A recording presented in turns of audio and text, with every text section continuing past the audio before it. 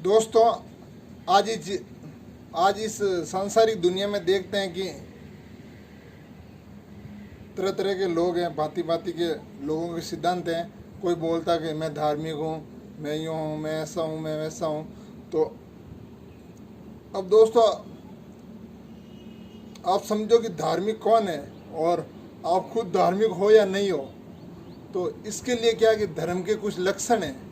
अगर वो लक्षण आप में पाए जाते तो इसका मतलब आप धार्मिक प्रवृत्ति के आदमी हो। तो इसमें जो वैसे वैदिक धर्म के हिसाब से देखें तो कुल 10 लक्षण हैं। अगर वो लक्षण आप में हैं तो इसका मतलब आप धार्मिक प्रवृत्ति के आदमी हो। इसमें पहला लक्षण है धैर्य। अगर आप कोई काम शुरू करते हो और उसके परिणाम तक अपनी ज़िंदगी में धैर्य रखते हो तो इसका मतलब आप धैर्यवान आदमी हो। तो ये धर्म का पहला लक्षण है। दूसरा है क्षमा।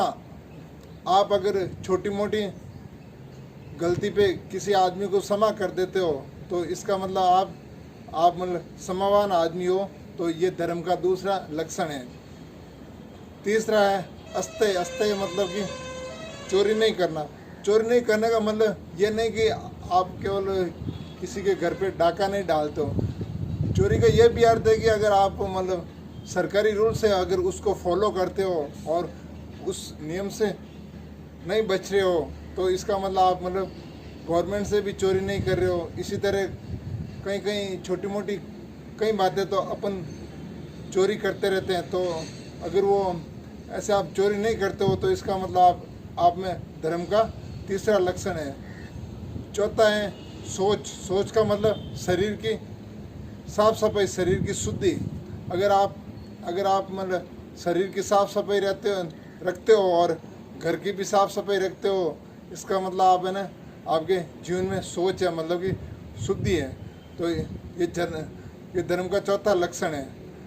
पांचवा है इंद्रिय निग्रह। मतलब अपन के जो मन को है ना गलत कामों में नहीं लगा के सही कामों में लगाना, ये इंद्रिय निग्रह कहलाता है। मतलब कि आलस्य, शरीर से आलस्य दूर रखना और अटम सटम खान पान नहीं खाना।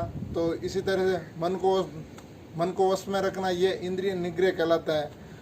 और धर्म का छठा लक्षण है धी, मतलब बुद्धिमत्ता। मतलब अगर आप कोई काम को उसके परिणाम देखकर करते हो तो ये आपकी बुद्धिमानी है। तो मतलब कोई भी काम अगर आप बुद्धिमत्ता पूर्वक हल करते हो तो ये धर्म का छठा लक्षण है।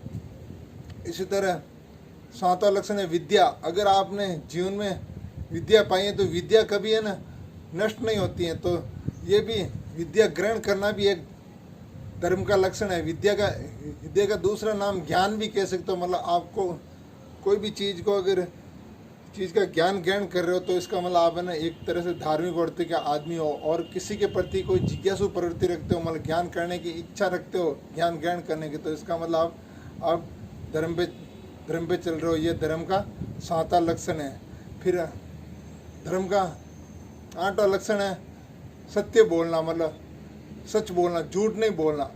अगर आप जिंदगी में सच बोलते हो, झूठ नहीं बोलते हो तो इसका मतलब आप धार्मिक प्रवृत्ति के आदमी हो। मतलब ये आठवां लक्षण है। नौवां दम मतलब आप जो इंद्रियों को गलत कामों से रोकना, ये दम कहलाता। मतलब कि गम खाना है, जिसे हम अपन हिंदी में कह सकते हैं गम खाना। तो आप है ना छोटी मोटी बातों पे गम खा जाते हो या नेग्लेक्ट करते हो। इसका मतलब ये धर्म का 9वां लक्षण है। 10वां लक्षण है अक्रोध। मतलब आप गुस्सा नहीं करते हो। अगर आपके जीवन में गुस्सा नहीं है और आपको गुस्सा नहीं आता है, किसी हालत में गुस्सा नहीं आता है, तो इसका मतलब आप धर्म पे चल रहे हो, धार्मिक वृत्ति का आदमी हो। ये धर्म का 10वां लक्षण है। दोस्तों, आप में ये 10 लक्षण है तो इसका मतलब आप धार्मिक वृत्ति के आदमी हो।